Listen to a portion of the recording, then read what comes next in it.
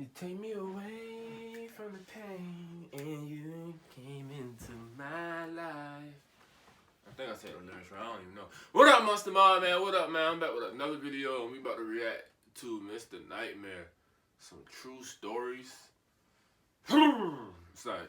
I don't know what that was. Scratch that. No! Why you doing that? But yeah, we about to react to some true stories from a farmhouse.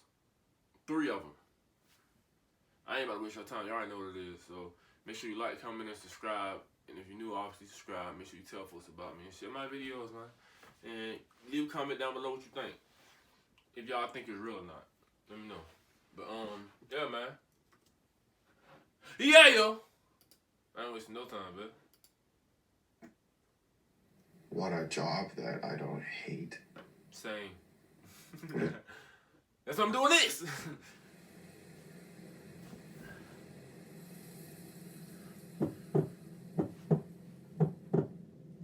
Ian Carter.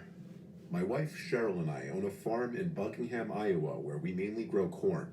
This was in August of 2018 on a slightly rainy night. Cheryl and I have both spent our entire lives in the farm life. It's really all we know. Alright. Of course, farm life in Iowa means lots of space and very few people.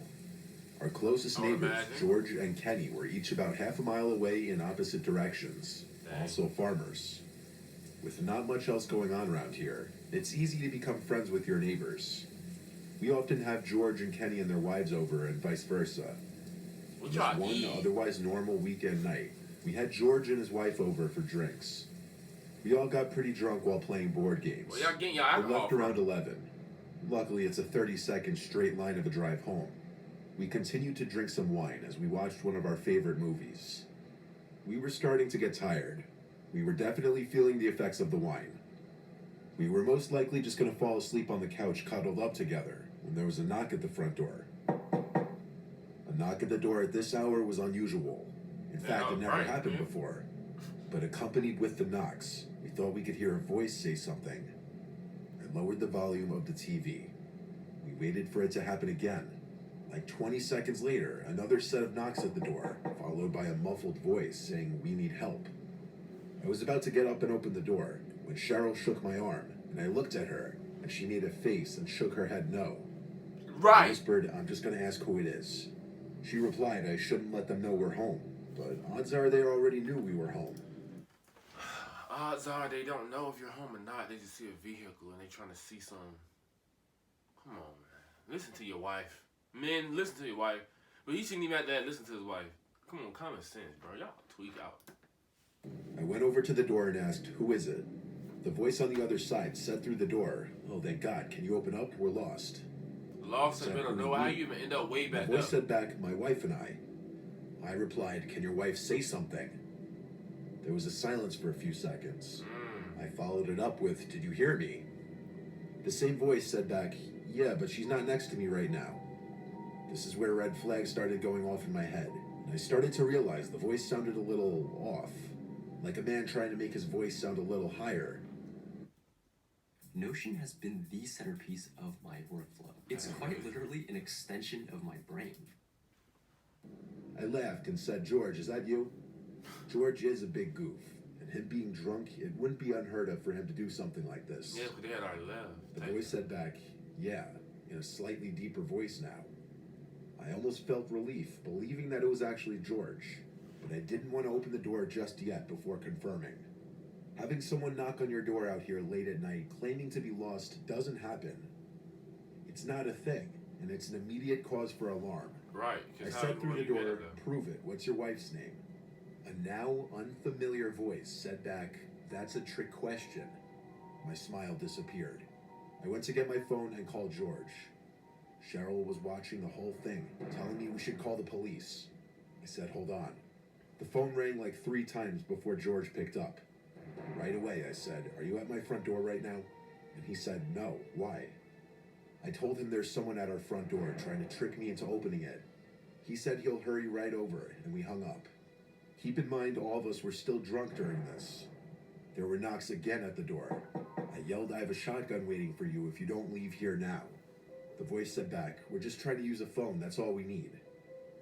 Cheryl called 911, which out here, it takes an extremely long time for an officer to arrive on scene. We heard footsteps walking around our wooden deck that wraps around the house. A couple sets of footsteps, actually. They stopped at one of our windows, which had the blinds closed, and we heard one of them attempting to lift the window open. This caused Cheryl, who was still on the phone with 911, to scream, "Leave us alone." I followed suit and screamed at the top of my lungs to get the fuck out of here or I'll shoot you. It took me that long to think to run upstairs to grab my shotgun from the closet. Oh yeah, he probably Monsta A few seconds later, there were more pounds at the door, and this time it was actually George's voice yelling, "Open up." I let George in, who also brought his shotgun. He said he didn't see anything or anyone as he... Real friend came sticked up, man. Yeah, I love it. Yeah, George, a real friend. George, because obviously y'all survived, you telling the story. You a real one. pulled up. He stayed with us until a police officer came to the house. So not playing He with did you. a quick little scan of the property with us, then left. We took heed of his advice in installing a camera in the front and back. Surprisingly, something we never thought of until this incident.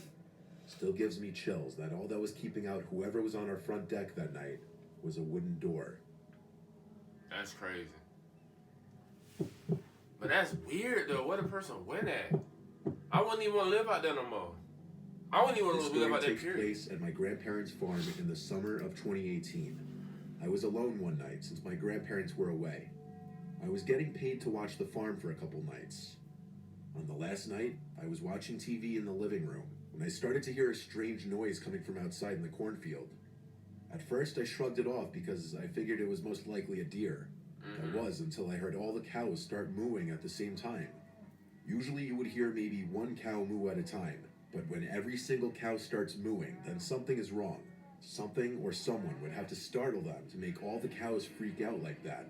I was the only one at the farm, so it was of course my job to see what was going on. So I went to the closet to get a coat on and go outside. You were the only one. But just as I was about to go outside, I heard a very high-pitched cow scream. I stood still for a while, shaking in my boots. Something terribly wrong was going on with the cows. I quickly ran upstairs to my grandpa's room. Under his bed, he always keeps a few guns. I loaded his hunting rifle and went outside. The cows still would not stop mooing, so I went into the barn to check. There was nothing out of the ordinary. All the cows were still here. I couldn't live like I that. was until I walked further down and noticed that one cow was missing from his stall. It didn't make sense. I was sure he was tied up to the stall the last time I saw him. Then I thought I could hear a cow make a high-pitched moo sound from the cornfield outside the barn. So I went outside, but while I was walking to the field, I swear I heard what sounded like people talking. I finally had enough of this. I fired 2 rounds into the air. Everything went silent. The cows were quiet, and I couldn't hear anything from the field. That was until I heard the footsteps in the field. I didn't know if I had the balls to go inside the cornfield. Heck no. I had to do it anyway. This is the exact reason farmers have guns. And I couldn't just hide inside the house with trespassers in the field. I started to walk into the crops, and I could hear many pairs of footsteps all beside me. I was getting even more freaked out as I continued to walk deeper into the field. Oh, he got real footage. Down one of the rows of corn, there was a person in all black standing a few feet away from me. I rose my gun up, telling him to get out of my field. I wasn't bluffing, I was ready to shoot. He never moved. So I fired another round into the air to scare him off, but he still didn't move an inch. Then he actually started walking towards me with his arms slightly out, as if telling me to lower my weapon. I aimed my gun at him again, screaming at him to go away. And that's when I made the horrible realization that I was surrounded by people dressed in dark clothing. Like at least 6 or 7 other people. Stop playing. That was only the people I could see. Who knows if there were more? How you survive? As the one guy got closer, I realized something. He, along with the rest, were all wearing these creepy masks. The man stopped approaching me as I started stepping backwards. They all stood in silence for a moment. I cannot explain the fear that I was experiencing. And you I survived? thought I was about to be killed. That was when they all started chanting something. I couldn't understand it. It sounded like a different language, but the chants almost sounded like a song, and I started wondering if they were about to perform some kind of sick ritual on me. That was when I took the opportunity to run as fast as I could down a few rows of corn. When I was out of breath, I stopped and fired about 6 rounds in their direction. I heard a bunch of footsteps and rustling crops going in the opposite direction. I finally scared them off. I ran back towards the direction of the farmhouse and stopped. I saw something on the ground. And what I saw has stuck with me, scarred me. There was a cow head sitting in the middle of a circle of candles. I wanted to yak, and as soon as I got back to the farmhouse, I did. What? I grabbed the house phone and called the police. I told the operator everything to the best of my ability. She said that an officer would be there soon.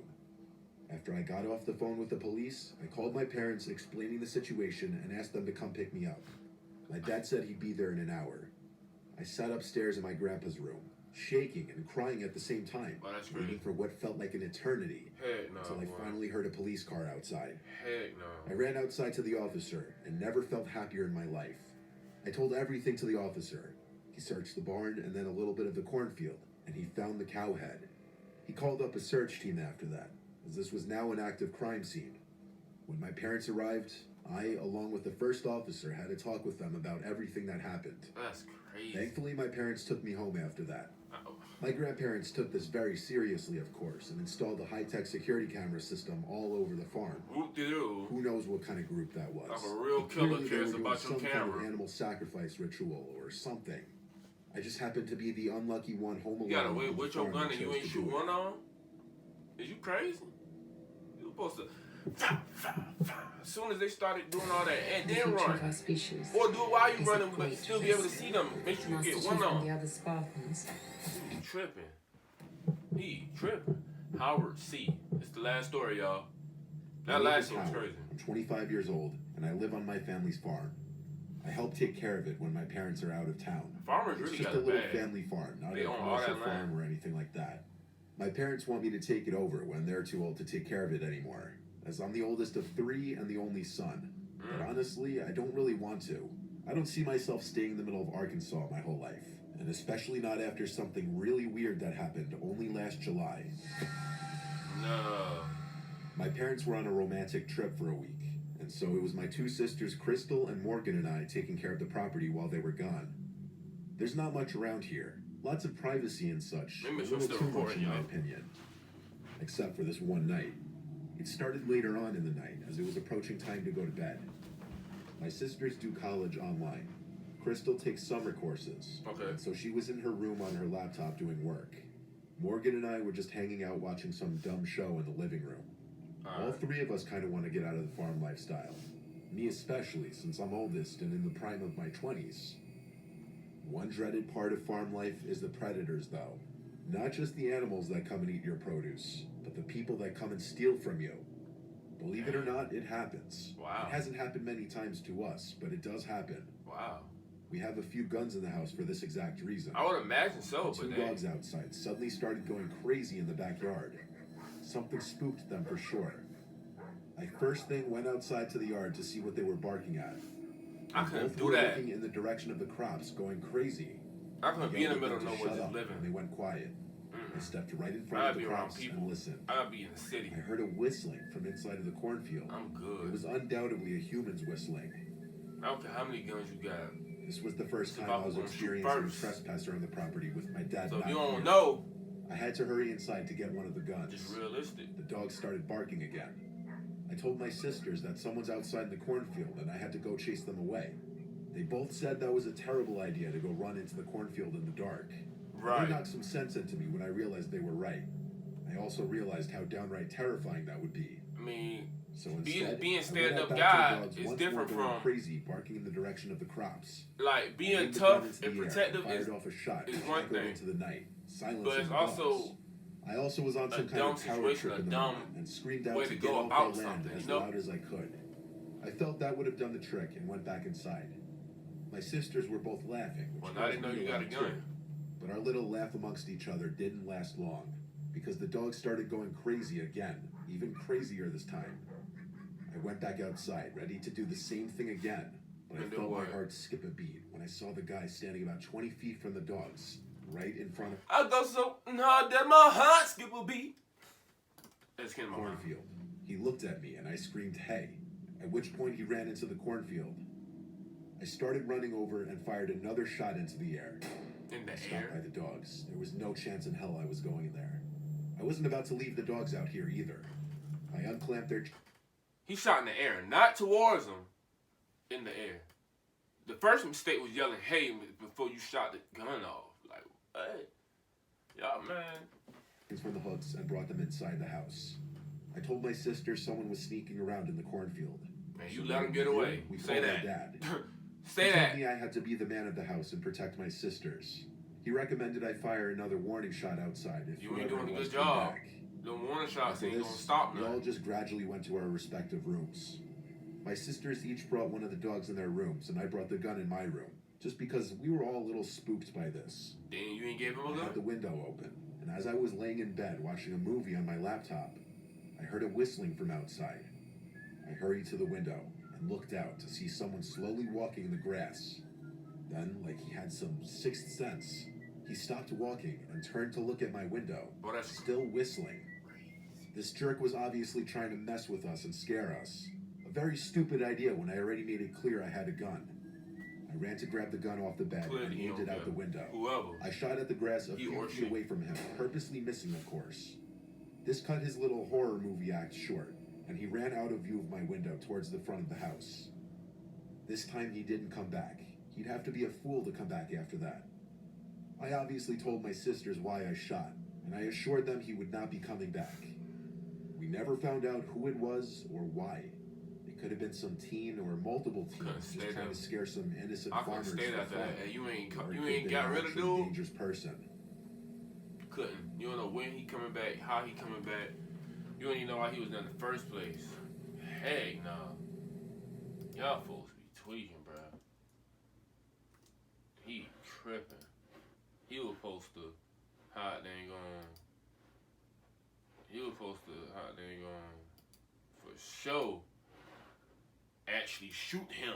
You tripping. You was supposed to actually do him something. You feel me? That is crazy. All them folks really went about it the wrong way. Like, you live in the middle of nowhere. It ain't no warning shots, bro. Like, it ain't no ask questions. Like, you live in the middle of nowhere. Shouldn't nobody really even be around there that you don't expect to come there? If you're not expecting somebody, shouldn't nobody really be in your facility, in your section, in your... You feel me? You supposed to everything you saw. You tripping. But hey, if you made this far, thank you for watching. And that's the end of that, man. Shout out to Mr. Nightmare. Go subscribe to his channel too, man. Subscribe to my channel. And remember, you can do anything. You can go anywhere. As long as you take yourself with you. Monsta, man. We out. Peace.